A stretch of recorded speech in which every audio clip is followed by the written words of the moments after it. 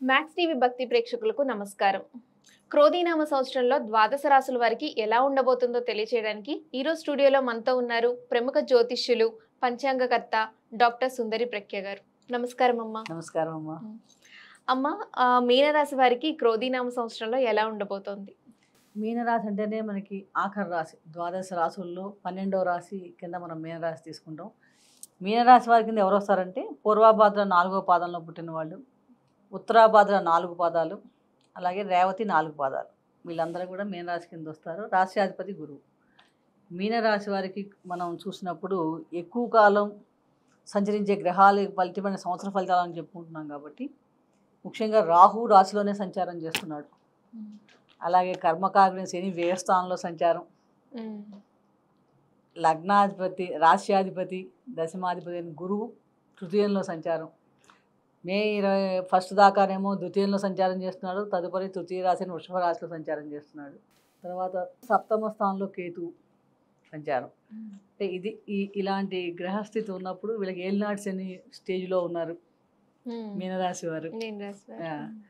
కాబట్టి వీళ్ళకి ఈ సంవత్సరం ఎలా ఉందంటే రాజపూజ్యం 2, అవమానం 4, ఆదాయం 11, వ్యయం 5. కాబట్టి ఆదాయం బాగుంది. మిగిలినవి కొంచెం వ్యతిరేకించే వాళ్ళు ఉన్నప్పటికీ కూడా మాట తేడా పట్టిన వాటి వలన పర్వాలా వీళ్ళు రెట్టుకు వస్తారు. మిగిలిన విషయాలతో ఆ రకంగా బాగానే ఉంది. అమ్మ, ఈ రాశి వారికి వివిధ రంగాల వారికి ఏ విధంగా ఉండబోతుంది? ముఖ్యంగా ఏలినాటి శనిలో ఉన్నప్పుడు మనం ఏంటంటే కొంచెం ఆరోగ్యం విషయం చూసుకోవాలి. అంటే వ్యయస్థానంలో శని సంచారం. వ్యయస్థానంలో శని సంచారంలో ఖర్చులు అయినప్పుడు కూడా విదేశీ ప్రయాణాలు ఎక్కువ ఉంటాయి. స్థానచలన సూచనలు కానీ, దూరదేశాలకు వెళ్ళి ఉంటాం కానీ, ఇలాంటివి ఉండే అవకాశాలు ఎక్కువ ఉంటాయి. కాబట్టి కొంచెం ఆరోగ్య విషయంలో మనం కొత్త ప్లేస్కి వెళ్ళినప్పుడు, వేరే చోట ఉన్నప్పుడు కొంచెం కేర్ తీసుకోవాలి ఆరోగ్య విషయం. కాబట్టి ఆరోగ్యం బాగానే ఉంటుంది, కానీ చిన్న కేర్ తీసుకుంటే బాగుంటుంది. అలాగే ధనం కూడా ఈ సంవత్సరం ఎక్కువ ఖర్చు అవుతుంది. ఎందుకంటే రీలొకేషన్ చేసినప్పుడు సహజంగానే ఖర్చులు అవుతాయి. కాబట్టి ఈ స్థాన మార్పులు కానీ, ఉద్యోగపరంగా ట్రాన్స్ఫర్లు అవ్వటం కానీ, అదే పిల్లల చదువు కోసం విదేశాలకు వెళ్ళటం కానీ, విద్యార్థులు అయితే ఎంఎన్సీలో పనిచేసే వాళ్ళు కూడా ఫ్యామిలీని వదిలి విదేశాలకు వెళ్ళటం, అంటే 2 ఫ్యామిలీస్ మెయింటైన్ చేయడం, ఏ రకంగా చూసినా కూడా కొంచెం ధనాదాయం ఉన్నప్పుడు కూడా ఖర్చులు కూడా ఎక్కువగా గోచరిస్తున్నాయి వీళ్ళకి ఈ సంవత్సరంలో. అలా కానీ ఇంత ఖర్చులు ఉన్నాయి, ఇంత దూరంగా ఉన్నప్పుడు కూడా చక్కగా అందరి సహాయ సహకారాలు బాగా లభిస్తున్నాయి. కుటుంబం కానీ, తోటి ఉద్యోగస్తులు కానీ, తల్లిదండ్రులు కానీ, వీళ్ళందరూ చక్కగా సహకరిస్తున్నారు. కాబట్టి అదొక ప్లస్ పాయింట్. ఆ టెన్షన్ కొంచెం తగ్గింది, వ్యతిరేకించే వాళ్ళు తక్కువ ఉన్నారు. అలాగే విద్యార్థులకి మటుకు ప్రతి విషయంలో కొంచెం ఆలస్యం అవటం. అంటే ఇప్పుడు విదేశాలకు ప్రయత్నం అప్లై చేశాడు, ఆగస్టులో వెళ్ళాల్సిన డిసెంబర్లో వెళ్తాడు కానీ కొంచెం లేట్. ఎందుకంటే శని భగవాన్ వల్ల కొంచెం అట్లా లేట్ అవుతూ ఉంటాయి. మళ్ళీ ఊహల మటుకు ఎక్కువ ఉంటాయి. ఎందుకంటే రాశిలో రాహు సంచారం చేసినప్పుడు ఎలా ఉంటుందంటే కొంచెం కన్ఫ్యూజింగ్ స్టేజ్. అటు వెళ్ళాలా, ఇటు వెళ్ళాలా, అది తీసుకోవాలా, ఇది తీసుకోవాలా, ఇలాంటి కన్ఫ్యూజింగ్ స్టేజ్ ఎక్కువ క్రియేట్ చేస్తాడు. అదొకటి ఇబ్బంది కొంచెం. కాబట్టి ముందు నుంచి కొంచెం మీకు క్లారిటీగా మీకు ఏం కావాలో తెలుసుకోవటం, ఆ రాహు మాయ నుంచి బయటపడడానికి దుర్గాదేవిని పట్టుకోవటం, ఈ 2 చేస్తుంటే కనుక చాలా క్లారిటీ పెరిగి ఈ డిలే అవటం అన్నా కూడా తగ్గుతాయి. అవి ఎక్కువ చాలా బాగుంటాయి. ముఖ్యంగా ఈ సంవత్సరంలో ఏంటంటే రుణాలు చేయటం. అంటే ఇప్పుడు మనం విదేశాలకు వెళ్ళాలంటే రుణాలు చేయాలి. లోన్లు ఎడ్యుకేషన్ లోన్ తీసుకోవడమా, ఇల్లు కట్టాలంటే హౌసింగ్ లోన్ తీసుకోవడమా, ఇలాంటి లోన్లు ఎక్కువ తీసుకునే అవకాశం ఎక్కువగా ఉంది.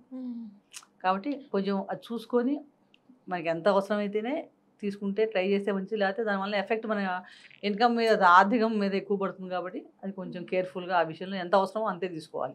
ఇస్తున్నారు కదా అని ఎంత పడితే అని తీసుకుంటానికి అలా ఉంటుంది. గ్రహస్థితి తీసుకోవాలని అనిపించేట్టుగా మేము ఇస్తాం కానీ మనం కొంచెం చూసి అవసరమైన వాటికి తీసుకోవాలి ఇక్కడ. అలాగే వివాహ జీవితం, భాగస్వామి వ్యాపారాలు చూసినప్పుడు కొంచెం సామాన్యంగానే ఉందని చెప్పచ్చు. అంత పెద్ద, ఎందుకంటే సప్తమ స్థానంలో కేతు సంచారం చేస్తున్నాడు. అంటే భాగస్వామి వల్ల కొంచెం దూరంగా ఉంటాం కానీ, లేకపోతే వాళ్ళు విదేశాలకు వెళ్ళడం, లేకపోతే అనారోగ్య సమస్య, ఇలా ఏదో రకంగా కొంచెం వైవాహిక జీవితం సామాన్యంగా ఉంటుందని చెప్పవచ్చు.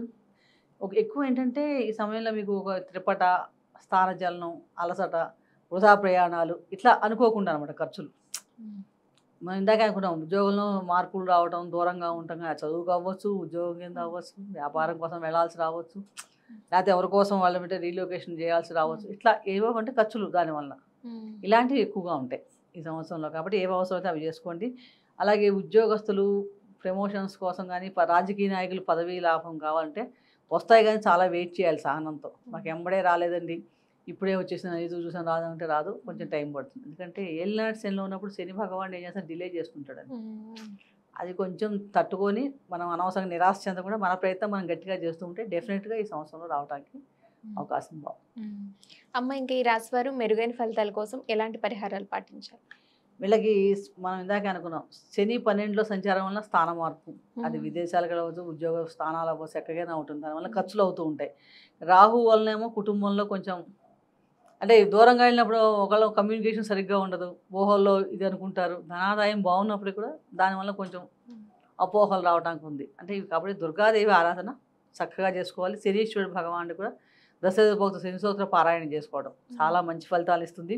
అలాగే జన్మ నక్షత్రం రోజు శివాలయంకి వెళ్ళి కంపల్సరీగా 11 ప్రదక్షిణాలు చేయండి. ప్రతి జన్మ నక్షత్రం రోజు, అంటే మీరు పుట్టిన నక్షత్రం ఏ రోజు అయితే వస్తుందో ఆ రోజు వెళ్ళి, ఈ నెలకోసారి వస్తుంది, ఆ రోజు ఏదైనా సరే ఎన్ని పనులున్నా మానుకొని 11 ప్రదక్షిణాలు శివాలయంలో చేసుకుని శివ పంచాక్షి మంత్రం 108 సార్లు జపించాలి. దానివల్ల మనకి శని ఎఫెక్ట్, ఏలినాటి శని ప్రభావం అలాంటివి ఏమైనా ఉంటే అవి కొంచెం తగ్గుముఖం పడతాయని చెప్పవచ్చు.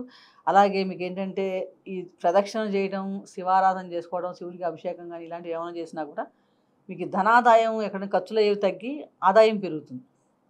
చాలా మంచి ఫలితాలు రావడానికి అవకాశం ఎక్కువ ఉంది. ఎవరైనా గురుదశ ఒకవేళ జాతకంలో ఎవరికైనా గురుదశ ఎవరికైనా జరుగుతుంటే కనుక కనక పుష్యరాగాన్ని అనే ఒక ఉంటుంది కదా రత్నాల్లో, అది బంగారంతో చేయించుకొని కుడి చేతి చూపుడు వేలు కనుక పెట్టుకుంటే చాలా ఇంకా మంచి ఫలితాలు ఇవ్వడానికి బాగుంటుంది.